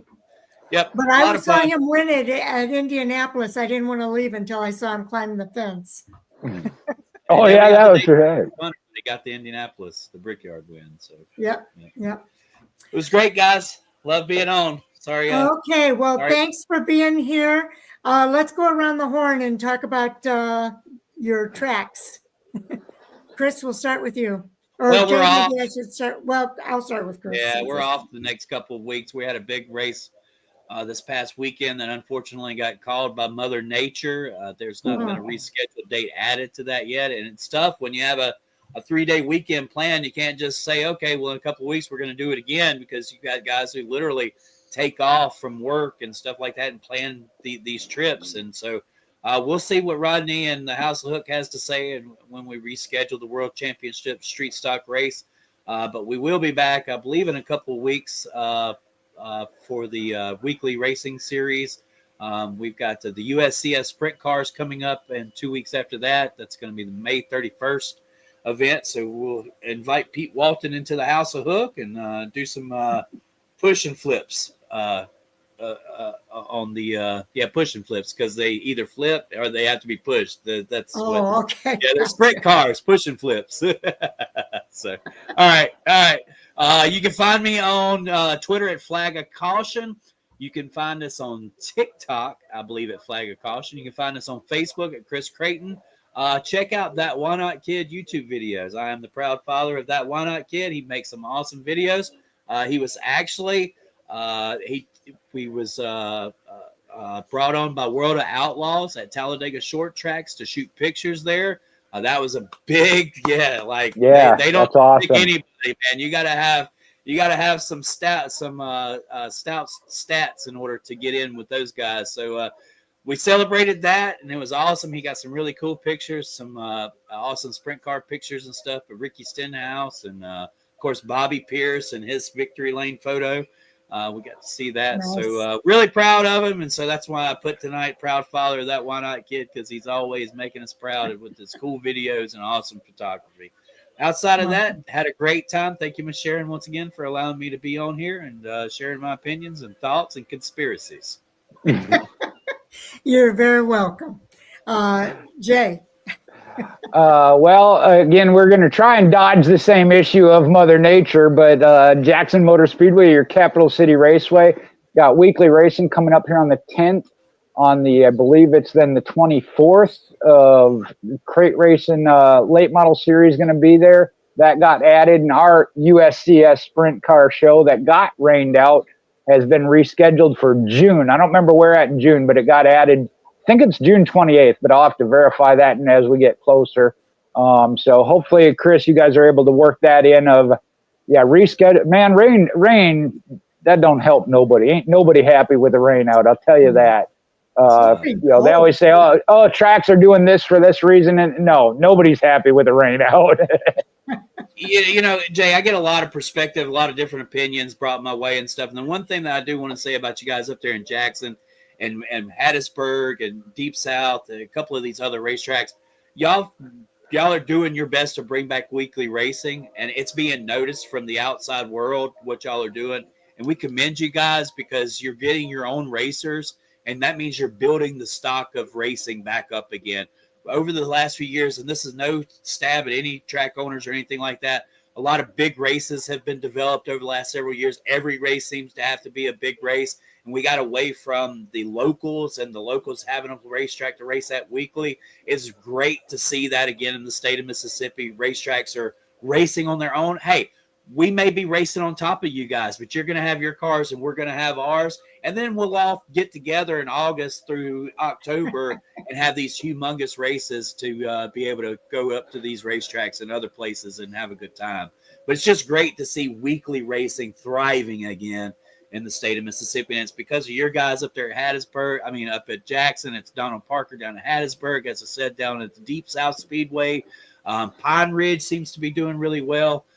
So it's just a great moment right now in the state of Mississippi, seeing these tracks thrive. Kudos. Most certainly. Kudos. So, Jay, you did your part? Yep. Okay, I'm Fan4Racing Sharon. I'm at Fan4Racing site on Twitter, or I guess it's called X now. I keep forgetting that. And Fan4Racing blog and radio on Facebook. I'm not on Instagram yet. I'm thinking about TikTok. I've been resistant to TikTok, but I've heard that a lot of things go viral. It's fun. It's fun. I love it. TikTok. I don't know. I'm thinking about it. Man, it is so much fun. Look, there's it's reels and it's what gets us, like, you know, it gets me going or whatever. It's hilarious. There's this one where there's a guy and a pig and he's feeding the pig and he's got a bird and a chicken behind him and they're dancing to a song. That's, if you don't like that kind of stuff, don't go to TikTok, because that's what TikTok's about, man. It is cool, man. We love it though. Yeah, we put and that's why I'm not on TikTok. Hey, you know, whatever. Well, a lot of people like it, and I hear a lot of things are viral there. But anyway, we're always here on Monday nights, 9 o'clock Eastern or Central, 10 o'clock Eastern, 7 o'clock Pacific time for our Hot Topic Sound Off. So join us next week, and we will look forward to talking about all the hot topics from next weekend's weekend of racing. Right. So thanks, everybody. We really appreciate you. Jay and Chris, like we say, we might not always agree, but we know how to respect one another and still be friends when it's all said and done. Just wait till I key up my in-car radio here about Chris. Yeah. Conspiracy theorists. Y'all know I believe in flat Earth too, right? Right. Yeah. I wouldn't put anything past what you say you believe. I'm a control guy. You know I believe in flat Earth. Come on. Well, you know what? There's always that guy that wants to kind of get the conversation real riled up by being the contrary opinion. So that's okay too. Yeah, that's me. I'll admit it.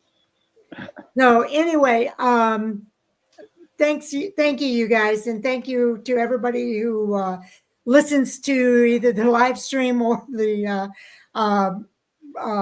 podcast afterwards. We do appreciate you taking the time to hear what we have to say. We obviously have a lot of fun doing this, and we hope you have a lot of fun. Good time. Yeah, it's a good time. Thanks. Okay. Take care, and we'll see you in the next video, guys. Bye. Good night. Good night.